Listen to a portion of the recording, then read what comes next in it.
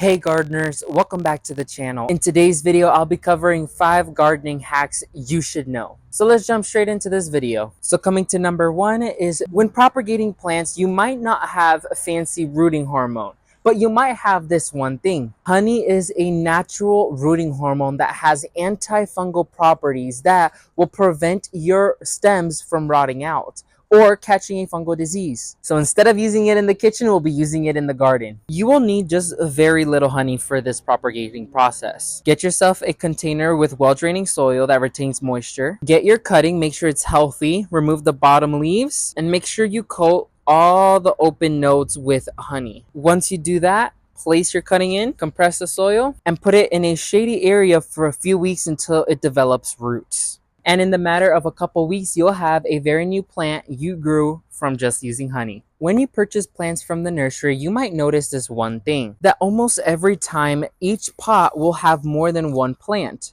So to save money, you could go ahead and purchase one that has multiple plants, divide them, and you'll be paying less money for more plants. For example, this sisu spinach I have right here has 2 plants. And once I divided them, I have 2 plants. So this hack is used many times so you could save money. When it comes down to tender leafed perennials like this one, it's easier to separate them by hand. But if you're working with a woodier shrub, usually you would use your shovel to assist you in dividing them. But since I have a soft wooded plant, it was easy to divide by hand. So coming to tip number 3 is when you don't want to fill up a huge container with lots of soil, get yourself a nursery plastic pot that I know you have laying around somewhere. Place it upside down in the container, and this will allow you to minimize the amount of soil you're using. Now, this method is only recommended for containers that have a huge reservoir, meaning this container has to take up to 2 bags of soil for it to be completely full. Of course, no gardener wants to throw money at a container like that just in soil. So by doing this method, you'll know that you'll have enough space for your plants to grow happily, but you will minimize the amount of soil you use. Keep in mind, do not do this with smaller containers, because if you do this method with smaller containers, those roots will have no space to grow and your plants will suffer. So only stick to this method if you have huge containers you don't want to fill up all the way with soil.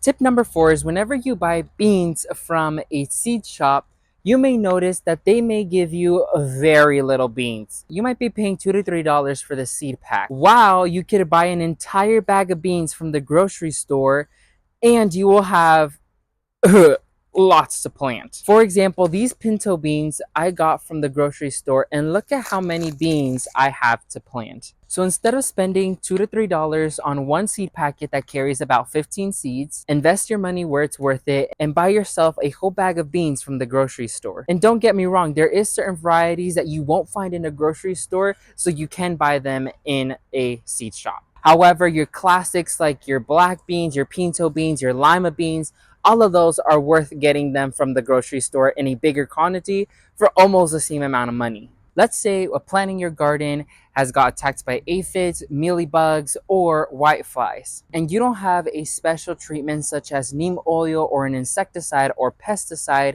laying around to use. Well, with these 2 simple ingredients, you'll make a home remedy that works great to treat your plants. Now, with a little bit of dish soap and water, you'll make a home remedy that is great to treat your plants. In a spray bottle, make sure to fill up about 2/3 of your container with water. Then place some soap in there. Not too much though. Close it and give it a good shake. Now spray and treat your plants, making sure you cover the top and bottom leaves. Now it's important to keep in mind that when you treat with soap in water, you only treat it either early morning or when it's starting to get dark. Because if you treat it when the sun is blasting out to your garden, your leaves will burn. So you will do more damage than good. So to prevent that, wait until early morning, or like me, I wait until it starts getting dark to treat my plants. And you want to make sure you stay consistent with the treatment so it can actually be effective.